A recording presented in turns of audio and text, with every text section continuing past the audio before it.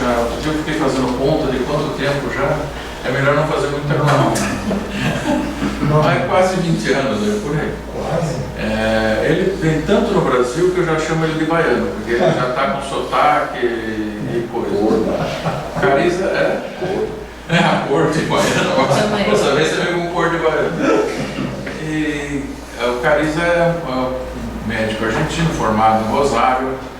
Ele é endocrinologista e andrologista e faz reprodução assistida.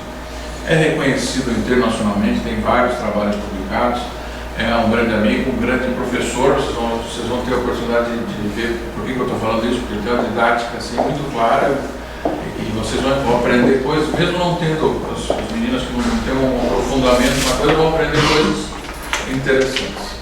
Eu pedi para ele fazer uma aula sobre as novidades, porque a gente está vendo toda hora aparece alguma coisa, aparece um remédio novo, aparece um equipamento novo, aparece uma técnica nova. Ele vai fazer um apanhado desse assunto para a gente. E eu acredito que a gente vai aproveitar bastante. Então, Carlos, vou chamar aqui para ver daqui.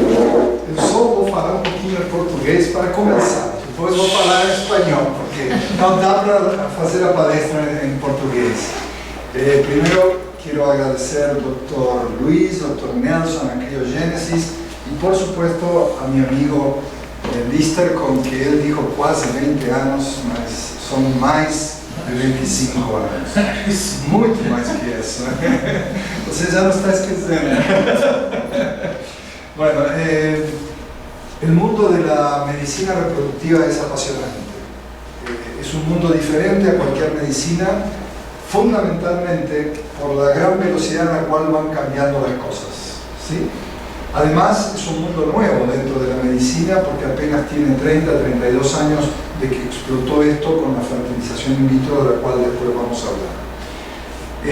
Sería imposible poder resumir en 40 minutos, media hora, toda la medicina reproductiva, pero yo he tratado de hacer un brainstorm, es decir, de contarles lo que para mí, al menos para mí humildemente es importante, puede ser útil, que hay que saber irremediablemente para hacer medicina reproductiva y cuáles son las novedades en estos momentos.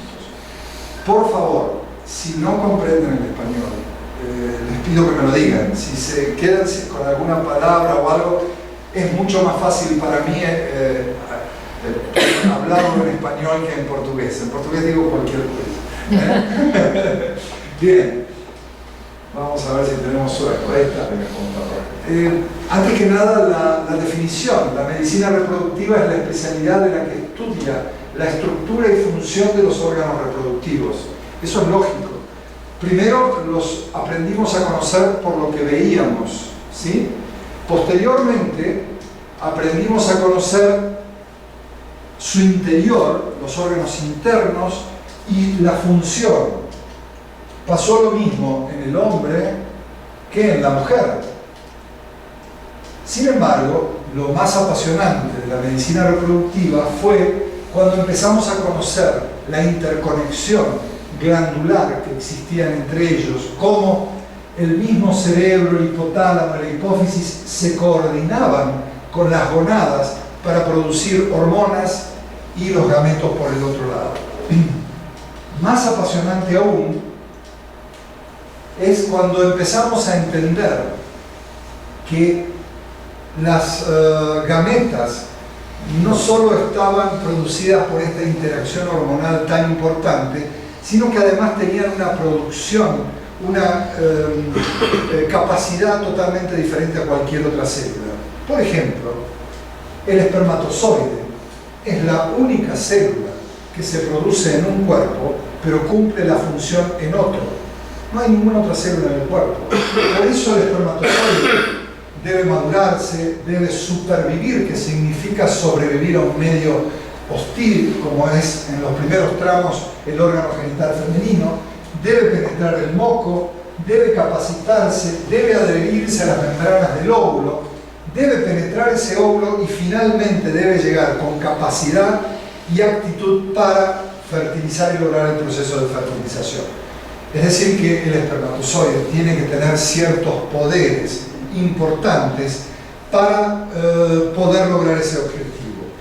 Eso lo descubrió Donald Coffey ya hace muchos años. No le sirvió el premio Nobel, no le llegó al premio Nobel, pero estuvo muy cerca de ganarlo, donde él vio que la forma en la cual estaba compactado el núcleo en el espermatozoide era totalmente diferente a las células somáticas.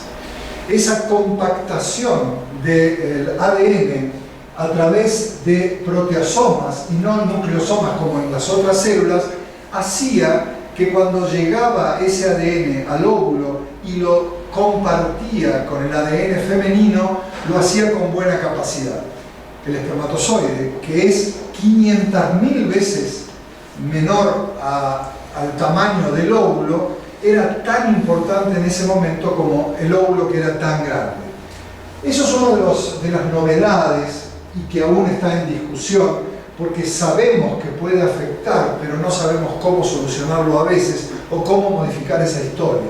Hay distintos factores, a veces inherentes al individuo y a veces anoxas que lo agreden, que pueden fragmentar el ADN y generar que un espermatozoide o un grupo de espermatozoides no pueda fertilizar correctamente un óvulo, o lo que es más común, puede lograr la fertilización pero no permitir una normal evolución de un embrión. Esta es una de las cosas que en el mundo más se está discutiendo en estos momentos, ya que en algunos casos, modificando la anoxa que agrede al individuo, que genera la fragmentación, por ejemplo, tóxicos, calor, varicocele, etc., podríamos mejorar esta historia de la fragmentación del ADN.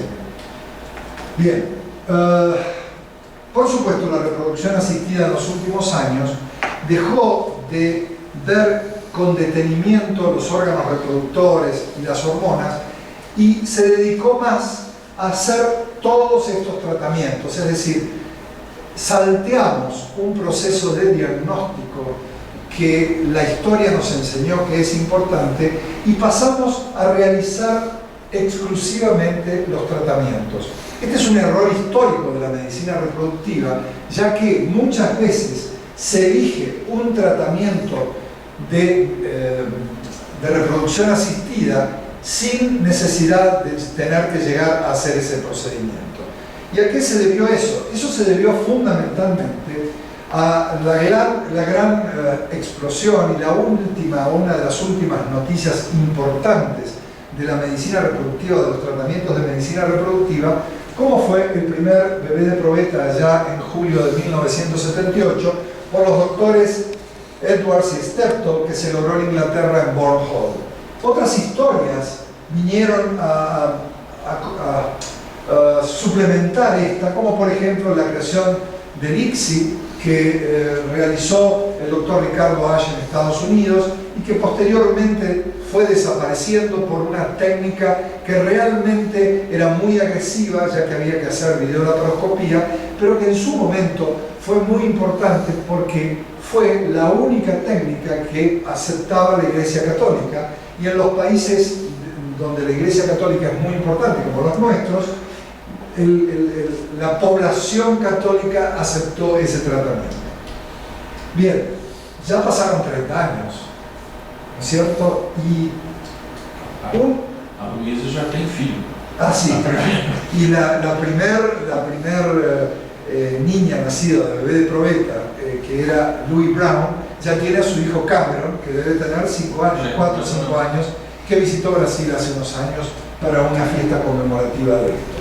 Bien, esto fue realmente lo que marcó la medicina reproductiva y realmente hizo que los distintos centros de reproducción que veían varicocele, que veían endometriosis, etc., saltearan todo esto y nos dedicáramos prácticamente a buscar esto mágico que era lograr un hijo a través de un procedimiento muy rápido. Algo muy bueno y que sin lugar a dudas es uno de los tratamientos mejores para las parejas de infertilidad, pero que conllevó, y sobre todo en un primer momento, a excesos por el desconocimiento. Y así tuvimos lo que vivimos todos, que son la gran cantidad de embarazos múltiples, ya que no teníamos la capacidad para poder discernir qué embrión transferir, cuántos transferir, y además recuerden que en un primer momento no se podían congelar los embriones, entonces se transfería todo lo que se podía, y por un gran miedo a ser antiético y no frenar el crecimiento de algún embrión, se ponía todo lo que teníamos. Este es un caso nuestro en el cual se transfirieron, es una mujer de 39 años, de una ciudad cerca de Rosario, tenía 11 años de esterilidad, había hecho 3 fertilizaciones previas in vitro en otro centro, había hecho 11 inseminaciones, la estimulamos, obtuvimos 4 óvulos porque era baja respondedora, formamos 4 embriones y por supuesto transferimos los 4 embriones. 2 de estos niños son gemelos. Y aunque parezca mentira, nacieron 6, cuando todos creíamos que eran 4, en último momento se pensó que eran 5, cuando nacieron recién nos enteramos que eran 5. Imagínense que yo estoy hablando del año 89 o 90. Son 2 unitarios y 2... Exactamente. Bien, una anécdota, hace menos de 2 años, transferí 2 embriones y nacieron 3 chicos, o sea, nacieron trillizos.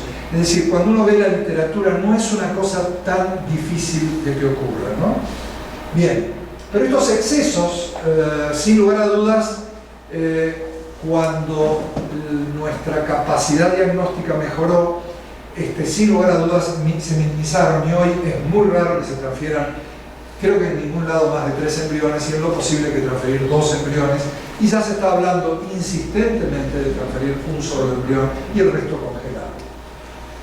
La segunda ruptura del sonido en la historia de la medicina reproductiva, sin lugar a dudas, fue la aparición del ICSI. El ICSI, que consiste en inyectar un espermatozoide dentro del óvulo y forzar la fertilización cuando nadie pensaba que esto iba a poder ser cierto, fue sin lugar a dudas creado por el doctor Van Startengel de Holanda, fue la segunda gran revolución. ¿Por qué? Porque podíamos empezar a tratar fundamentalmente a los hombres subfértiles o infértiles que con la fertilización in vitro fracasaba y los resultados eran realmente muy bajos.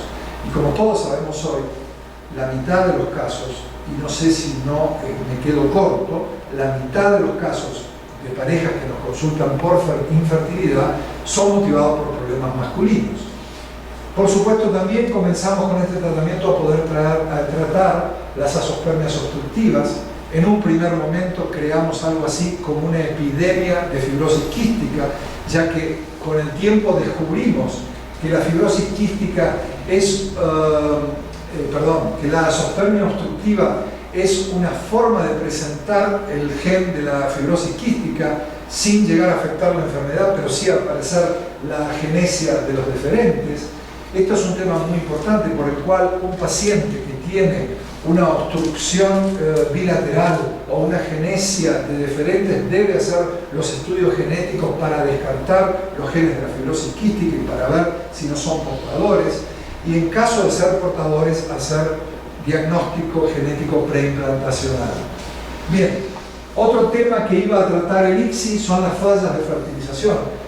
Desde que comenzamos con fertilización in vitro nos encontramos que hacíamos la fertilización in vitro y muchas veces no fertilizaba ningún embrión, no se formaba ningún embrión. Eso, sin lugar a dudas, estaba relacionado o algún problema de membrana del óvulo o fundamentalmente por trastornos del espermatozoide, por falta de acrosina o de sustancias ligadas al calcio que impedían la reacción acrosomal para que el espermatozoide penetrara el óvulo. Esto con el ICSI se solucionó totalmente. El ICSI vino también a ser muy útil cuando empezó el diagnóstico genético preimplantacional, ya que es mucho más limpio el embrión a estudiar de ADN cuando se le inyectó un solo espermatozoide y no cuando tuvo miles de espermatozoides rondando a su lado, generando además reacciones distintas. El PGD, hoy cuando se hace PGD, se debe realizar ICSI. Por supuesto, un grupo discutible todavía de pacientes que se beneficiaron también con el ICSI son las bajas respondedoras, porque la tasa de fertilización cuando hay pocos óvulos indudablemente es mucho más alta por el ICSI que fuerza la fertilización a cuando se hace en forma espontánea. Y otro tema muy discutible es la edad de la mujer, que fue una de las primeras indicaciones que se le sumó al ICSI, pero hoy está en discusión.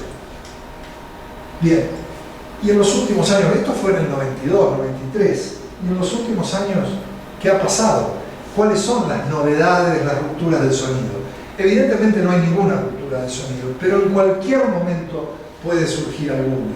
Por ejemplo, el BioNews de London, el 17 de abril de ahora, de 2012, está hablando que el gobierno está a punto de permitir fertilizar huevos, o sea, ovocitos creados artificialmente a partir de células madre. Esto puede llegar a ser una revolución. Si nosotros logramos, sin tener ovocitos, lograr un embrión, realmente va a ser una revolución. ¿Por qué? Porque entonces las mujeres de más de 40 años que ya no tienen ovocitos van a poder a través de sus células madre generar ovocitos artificialmente y formar un embrión. Podría llegar a ser una revolución y eso hay que estar expectante porque aparentemente el gobierno británico va a permitir esa experiencia en los próximos meses. Otro tema que es de discusión diaria, que hoy hablábamos con el doctor Lister, es el tema de la progesterona. Nosotros tenemos un paradigma. Cuando utilizamos embriones donados o óvulos donados en mujeres que le damos artificialmente una condición hormonal para preparar su endometrio, tenemos una regla que es que toda mujer que tiene progesterona por más de 4 días no se embaraza. Y si menos de 2 días tampoco se embaraza. Se está viendo que a lo largo... A palavra mais difícil que a gente não entende é embaraço. Gravidez. Gravidez. Desculpe. Essa é a palavra mais diferente que a gente tem. Gravidez. Então, disculpe. Hace muchos años que venimos estudiando este tema y no es casualidad que me haya llamado la atención que ahora, 2012, empiecen a dar una importancia a nivel internacional.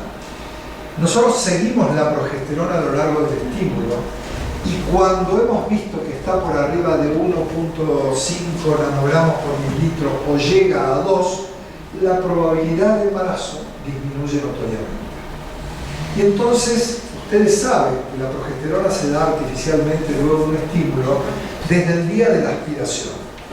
Y si nosotros hemos tenido una progesterona más alta desde 2 o 3 días antes a la aspiración, vamos a tener una progesterona administrada de 5 o 6 días. Entonces la probabilidad de embarazo tiene que ser mucho menor. Entonces, este es un tema a tener muy en cuenta porque ya hoy está como un sello. Yo doy progesterona a partir de aspiración de los ovocitos. No. Habrá que individualizar cada caso en el cual se da progesterona para ver qué paciente necesita y qué cantidad necesita de progesterona para no impedir la implantación del embrión. Bien, otra cosa en la que he insistido y soy un convencido que está el secreto de obtener muy buenos resultados en una clínica de fertilización in vitro es el tema de la selección embrional.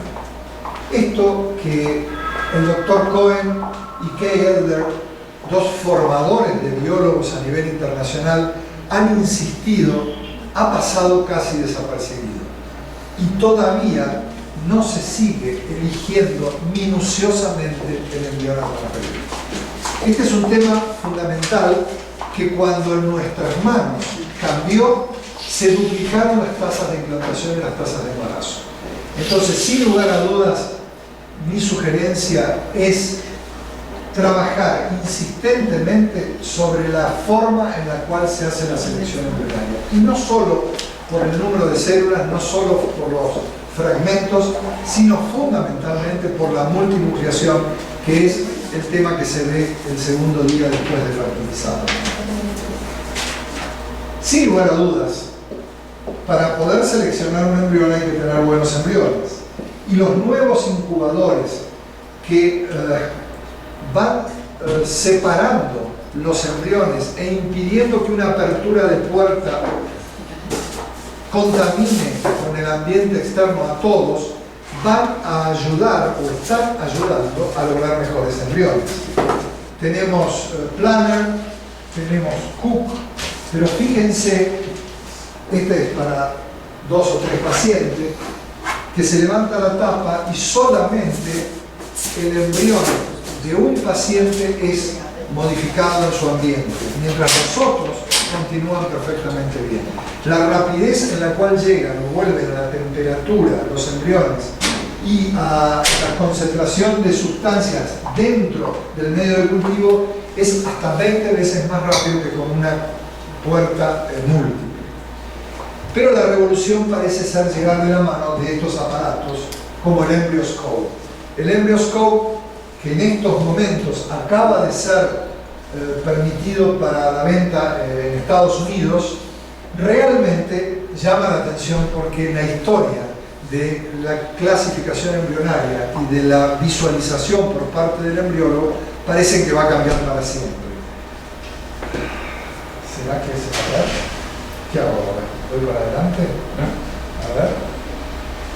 Este es el video de presentación en internet de EmbryoScope. Yo no tengo ningún interés comercial ni nada, lo saqué para poder compartirlo con ustedes. Fíjense ustedes en cómo funciona este aparato. No solo está sectorizada, sirve para 12 pacientes cada una de las máquinas, sino que se va viendo por una cámara de video interno la evolución minuto a minuto de los embriones que se van cultivando, con la particularidad de que además mide los cambios que se producen en los medios de cultivo y en la temperatura, información que parece ser fundamental en estos momentos a la hora de elegir un embrión. Y con la particularidad que una vez que el embrión se formó y se puso dentro del EmbryoScope, no se toca más hasta que se decide transferir. Es decir, que no hay que sacarlo, ponerlo, ya que ustedes van a ver que se produce un... fíjense cómo se va formando el blastocito, es una cosa impresionante. Esa es la publicidad, seguramente lo van a vender muy bien, pero la particular de todo esto es que esa evolución ustedes la pueden ver desde su casa a través de una computadora. Es decir, no hay que estar siquiera en el laboratorio. Desde su casa usted va viendo cómo va evolucionando el embrión, es decir, los celulares también. O desde el celular. Es una cosa impresionante. ¿De acuerdo? Y sin lugar a dudas, fíjense ustedes, vean en este momento los óvulos inyectados de ICSI y vamos a ver cómo evolucionan minuto a minuto. Miren ustedes que este embrión va a dividirse aproximadamente a las 23 o 24 horas, que es uno de los parámetros más importantes para seleccionar un embrión, la división temprana. Allí ya se dividió y a este le ganó. Y si nosotros tenemos estos dos embriones, este incluso hace una multinucleación en un momento allí que después desaparece, todas esas cosas no se pueden ver continuamente. Más amorfo. Más amorfo. Más certinho as células. Tiene más fragmentos, ¿de acuerdo? Pero sin lugar a dudas, cuando termina de ser evaluado, vamos a ver, es muy difícil poder decir que este es mejor que este. Yo le digo a cualquier biólogo que me diga en este momento que este embrión es muy superior a este. Yo no veo la gran diferencia. Sin embargo, este embrión tuvo división temprana y este embrión tuvo multinucleación y fragmentos que desaparecieron. Fíjense qué importante contar con este archivito de cada embrión para poder decidir a la hora de transferir.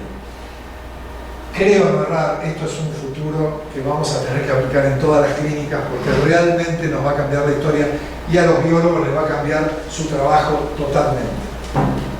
Bien, otro tema de interés en el último tiempo es la calidad y los componentes de los medios de cultivo que utilizábamos. Antes utilizábamos medios de cultivo amplios, que cualquier procedimiento se llevaba al mismo medio de cultivo, y hoy en día hay algunas sustancias como el factor estimulador de los macrófagos granulocitos, GM-CSF, y la inclusión de aminoácidos y antioxidantes aparentemente están cambiando la historia respecto a las tasas de implantación y a la evolución de los embriones logrados con este tipo de sustancias, que realmente comienzan a hacernos abrir los ojitos y a querer usar sobre todo este medio de cultivo que se llama Embryogen, que fíjense todos los componentes que tiene y que realmente ellos están vendiendo, que duplica la tasa de implantación y mejora casi al doble la tasa de embarazo en mujeres que son tratadas con este medio de cultivo. Yo no tengo experiencia, pero la bibliografía está hablando muy bien y hay muchos trabajos presentados en el Congreso que están hablando muy bien. Todavía no está a la venta en Estados Unidos, esto está hecho en Dinamarca, y esto, sin lugar a dudas, puede ser una apertura a futuro muy interesante. Me mataste. A origem é da mídia atlântica. Creo que es mídia atlântica. Se é mídia atlântica, é Medicut. A Medicut que estava pondo o fator de crescimento no Medicut. Es mídia atlântica, seguro. Bien. Otro tema que ha revolucionado y está revolucionando el mundo de la reproducción, y que la primera persona que lo utilizó en Brasil es el doctor Lister, y lo que voy a contar es porque me lo contó él, no porque yo tenga experiencia, es el OMBA. El OMBA es coriolitrofina alfa, que es FSH, que va estimulando a la mujer en un lapso de una semana. Pero ustedes recuerdan que la FSH recombinante hay que aplicarla diariamente en forma subcutánea. Esto se aplica una sola vez, hay de 100 o de 150, y se debe utilizar una u otra dosis según el peso de la mujer y sus antecedentes a otras respuestas. Y sin lugar a dudas, lo que contaba el doctor Lister, los resultados en bajas respondedoras son impresionantes, son muy interesantes, y sin lugar a dudas, imagínense que una mujer se coloca una inyección y vuelve al consultorio 6 días después, y digo 6 y no 7, pese a que el accionar dura 7 días, porque hay que evitar, en los casos en los que se van a usar antagonistas, que los niveles de estradiol suban más de la cuenta o el tamaño folicular más, y que luteinice tempranamente. Al doctor Lister no le gustan los antagonistas, a él le gustan los agonistas. Bien, por supuesto, hay algunas contraindicaciones. Es la hipersensibilidad al principio activo, como cualquier medicamento, la presencia de tumores ováricos de la mama, recuerden que nosotros vamos a estimular el estradiol, una hemorragia vaginal anormal, una insuficiencia ovárica primaria porque no responden, la presencia de quistes de ováricos, pero fundamentalmente la contraindicación es la historia del síndrome de hiperestimulación ovárica previa. Eso es lo que más tenemos que tener en cuenta, más allá, y por supuesto un recuento mayormente folículos antrales, porque es casi un sinónimo de una historia de hiperestimulación. Pero bueno, sin lugar a dudas, el OMBA es un arma con la que vamos a contar en los próximos meses ya a nivel comercial, y que nos va a dar una posibilidad de tratar distinto a nuestros pacientes. Parece que va a salir en junio. En junio, imagínense, en 2 meses. Otro tema importante es, de la mano de lo que decíamos recién, de evitar el síndrome de hiperestimulación ovárica, es la prevención del síndrome de hiperestimulación ovárica. Ya no deberíamos tener síndrome de hiperestimulación ovárica, si bien es impredecible cuál mujer lo va a hacer y cuál no lo va a hacer, y va a haber algún escape. No podemos estar manejándonos con un 7-8% como la literatura lo está mostrando, sino que deberíamos estar en 1 o 2%. ¿Cómo se puede prevenir eso? Fundamentalmente preguntándole a la mujer sobre estímulos anteriores, siendo muy cuidadoso en determinadas mujeres que tienen un fenotipo determinado, flaquitas, loiras, bajo peso, y que tienen una hormona antimuneriana elevada. Esas pacientes es como decir, cuidado que me hiperestimulo. Entonces, en esas pacientes hay que estudiar y hay que prevenir, y hay que empezar lentamente. Más vale quedarnos cortos, que no haya una respuesta y que tenga que gastar un poco más de medicación a futuro, al convivir con las complicaciones que representa la hiperestimulación ovárica. ¿Está de acuerdo, doctor? Bien. En el tema catéteres, yo creo que está casi todo resuelto. Este catéter, que es el de Sidney Cook o Cook-Sidney, sumado al de Wallace, sin lugar a dudas no hay ningún problema. Este catéter catéter que a mí no me gustaba cuando salió, yo estaba bastante en contra de este catéter, sin lugar a dudas lo que logra es igualar la mano de cualquier transferencista. O sea, cualquier persona que haga la transferencia va a tener resultados similares, cosa que con el Wallace o los anteriores catéteres, el Friedman por ejemplo, había buenos transferidores y malos transferidores. Con esto, en general, si uno entiende cómo es y se llena correctamente con un bajo volumen, sin gota, los resultados van a ser similares, transfiere a Juan, Pedro o Alberto. Esto es un tema muy importante. Bien.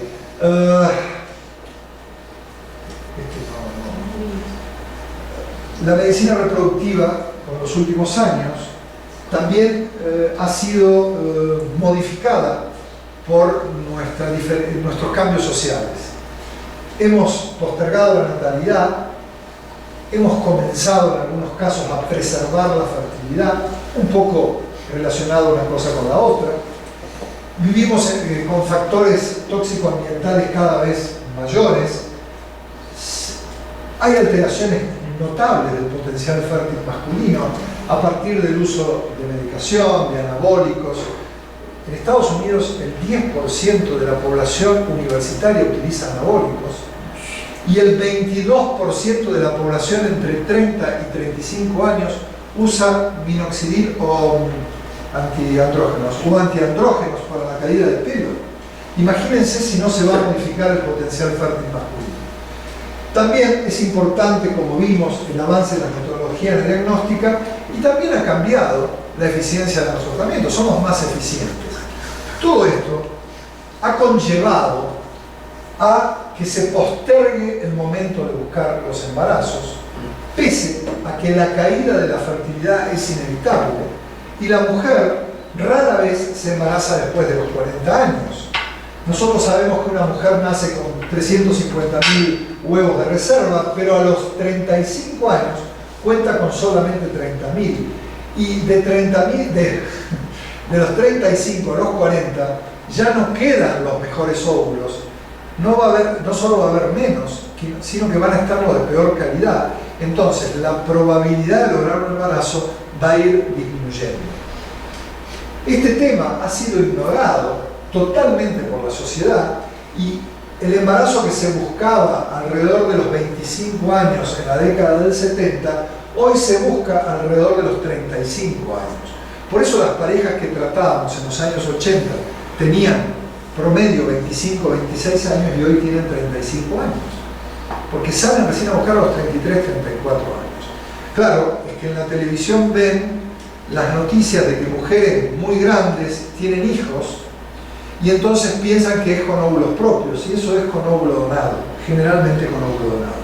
Ese fenómeno pasa en todos los países europeos. Temos 2 ou 3 artistas da Globo que falam que foi natural com 50 anos. Sí, pero saben que no son, ¿no es cierto? Y eso, sin lugar a dudas, lleva a este fenómeno de mujeres añosas que logran embarazo o que intentan embarazos al menos, y nadie cuenta que la vida reproductiva de esa mujer se acabó y la que está usando es una parte de vida de una mujer que le donó sus óvulos. Este es un tema muy importante. Fíjense, esto causó sensación en Estados Unidos cuando esta mujer a los 54 años tuvo su primer hija y hoy tiene 64 años y tiene una hija de 10 años.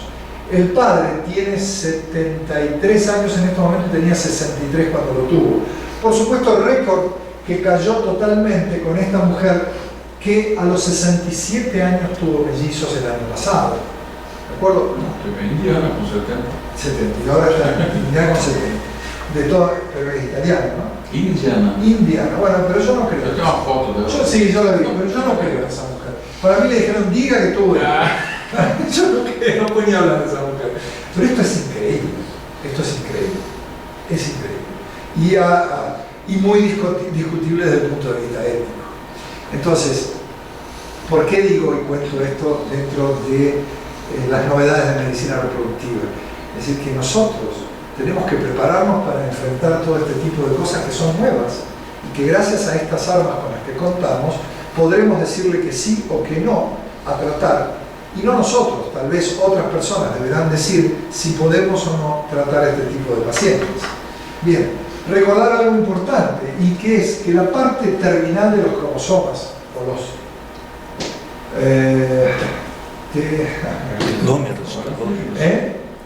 los telómeros tienen que ver, tienen que ver con la edad. Y este fenómeno de tener hijos muy grandes, sobre todo por el caso de los hombres, que esto ahora se está publicando, puede generar algo parecido a lo que pasó con Dolly. Acuérdense que Dolly se utilizó una célula de un adulto, y Dolly a los 6 años, cuando una abeja vive 20 y pico de años, a los 6 años, menos de los 6 años, la tuvieron que matar porque sufría de artrosis, sufría continuamente, es decir, tuvo un envejecimiento prematuro, ya que los telómeros se habían acortado, se habían utilizado telómeros cortos. Este es un tema también importante a tener en cuenta, por lo cual hay que insistir con los jóvenes, no postergar la natalidad, informárselo, chequear el aparato reproductor, sobre todo que una persona, si decide esperar hasta los 30, 35 años para tener hijos, que sepa si es fértil o no es fértil, o por lo menos si su potencial fértil está dentro de valores normales. Y por supuesto, establecer una correcta política de anticoncepción para evitar las complicaciones que eso representa, un embarazo, un aborto, etcétera, etcétera. ¿Cuándo hay fertilidad? Hay fertilidad cuando están juntos un hombre fértil y una mujer fértil, van a lograr embarazo. Pero también va a haber fertilidad cuando un hombre subfértil está con una mujer de una buena fertilidad, también se logra embarazo. O cuando un hombre de un potencial fertilidad alto se casa o se junta o está con una mujer que ovula 1 o 2 veces por año, pero también va a lograr embarazo. Así aprendimos la definición de fertilidad, y también aprendimos en la definición de infertilidad cuando se forma una pareja de un hombre y una mujer subfértil, un hombre estéril o una mujer subnormal, etcétera, etcétera, etcétera. Nosotros aprendimos que la fertilidad o esterilidad es el resultado de interacción de los potenciales fértiles femenino y masculino. Esto también cambió. Sí. Si bien la mujer siempre llevó la peor parte en la historia de la pareja y la historia más pesada, siempre hablamos de hombre y de mujer que se casaban. ¿Y qué pasa hoy? Hoy la cosa ha cambiado. Hoy nos consultan 2 hombres que quieren tener hijos. ¿Es eso fertilidad? ¿Es eso infertilidad? ¿Debemos tratarlos? ¿No debemos tratarlos? ¿Debemos usar una mujer subrogada? Todos conocen, por supuesto, la historia de Ricky Martin, que ya tiene 2 niños de madre subrogada. ¿Y quién le hizo este tratamiento? Un centro de fertilidad. Entonces, esta es una novedad que vamos a tener que afrontar ya inminente. Por supuesto, lo mismo con 2 mujeres. Tal vez con 2 mujeres sea más fácil, porque lo único que se necesita son óvulos de donantes. Pero lo que es más importante en el mundo, se están dando individuos, hombres que quieren ser padres solos, o mujeres que solas quieren ser madres, y nos consultan para hacer inseminación de donante, etc. ¿Debemos? ¿No debemos? Es un tema a discutir, porque realmente es apasionante y porque los códigos civiles en todo el mundo están aceptando estas condiciones. Bien, como vemos, ya la infertilidad no es un problema de hombre y mujer, sino de hombre y hombre, mujer y mujer. Hay un sinnúmero de opciones a las cuales vamos a tener que tener en cuenta. No va a ser raro que algún día nos encontremos con esta realidad, ¿no? Con un hombre y una mujer embarazados a través de los tratamientos que se hicieron. Bien, para terminar quiero contar algunas cosas. 100 parejas de reproducción asistida, 40 se embarazan en un intento, 60 se embarazan en 2 intentos, aproximadamente en un muy buen centro de reproducción. ¿Qué hacemos con las 40 mujeres que no se embarazaron? Hay que analizar punto por punto qué es lo que pasa en el hombre, qué es lo que pasa en la mujer y si puede haber algún cambio en los procedimientos. En el hombre hay que recordarse que hay infecciones, que muchas veces el hombre viene, hace el semen y no se estudió previamente. Infecciones totalmente subclínicas, como el micoplasma, como a veces la clamidia, o algunos enterococos, que se han asociado con disminución de la probabilidad de lograr un embarazo. Hay que tener en cuenta la abstención previa y la recolección. Es indudable que el hombre, cuando va a hacer un procedimiento, dice, yo no tengo relaciones por un tiempo largo, así junto más espermatozoides. Error. Se oxidan los espermatozoides y tienen menor capacidad fecundante. Eso ya está estudiado, incluso nosotros presentamos un trabajo. El semen, cuanto más fresco es, mejor es, de 1 o 2 días, no más que eso, porque si no, el factor epididimario les va calando su capacidad fértil. Sin lugar a dudas hay que tener en cuenta el tema de la recolección, que es una de las cosas más olvidadas en los centros de reproducción. Hay que tener estudiado los recipientes, hay que tener cuidado cómo se guarda esos espermatozoides. En clima frío, el frío inhibe la motilidad de los espermatozoides. A veces no se dan las indicaciones previas y se toman y se manosea con jabón. Hay que tener mucho cuidado y perder 5 minutos y explicarle a los pacientes este tema. Hay que tener cuidado con el uso de fármacos y tóxicos. Ustedes saben que algunos hipotensores inhiben la capacidad fecundante de los espermatozoides. Como dijimos, los antiandrógenos pueden ser perjudiciales y los anabólicos ni les cuento. Cuando hay mala calidad embrionaria o mala evolución del embrión, hay que estudiar la fragmentación del ADN. Tal vez estemos encontrando la forma, como así también hay que detenerse en la morfología de los espermatozoides, porque a veces algún tipo de morfología suele asociarse con la falta de fertilización. El tema más importante últimamente es la gran asociación que se está haciendo con el exceso de peso de los individuos y la baja calidad espermática.